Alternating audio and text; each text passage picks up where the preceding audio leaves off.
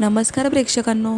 ठरलं तर मग ह्या मालिकेच्या पुढील जबरदस्त ट्विस्टमध्ये प्रिया ही विटनेस बॉक्समध्ये उभी असते आणि अर्जुन आता तिचा गुन्हा सिद्ध करण्यासाठी तिच्यावर आरोप करू लागतो की जर तू आय विटनेस होती तर साक्षी शिकरे ही तुला दिसली कशी नाही? मग तू खोटं बोलत आहेस. म्हणजेच विलासचा खून साक्षीने नाही तर प्रिया मधुकर हिनेच केला आहे. असं म्हणताच रविराज उभे राहून आता ऑब्जेक्शन घेत असतात. त्यांना त्यांच्या मुलीची बाजू मांडायची असते. ते म्हणतात की अर्जुन, हे कोर्ट आहे, ते पुराव्यांशिवाय कोणीही असं निर्णय घेऊ शकत नाही. तू फक्त निकष लावू नकोस, अंदाज बांधू नको. तुझ्याकडे पुरावा असेल तरच माझ्या मुलीवर तू आरोप सिद्ध करून दाखव.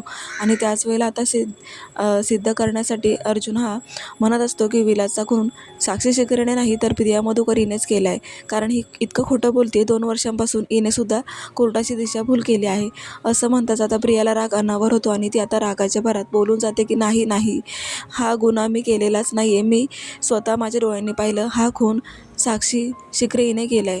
तेव्हा आता गुन्हा प्रियानेच कबूल केल्यामुळे इथे अर्जुनला आता खूपच आनंद झालेला असतो. कारण कोर्ट आता हे सिद्ध करून दाखवतं आणि अर्जुनच्या पुराव्यांवर आता सिद्ध होऊन जातं साक्षी आणि महिपा शिकरे हे दोघंही मुख्य आरोपी आहेत विलासच्या खुनातले.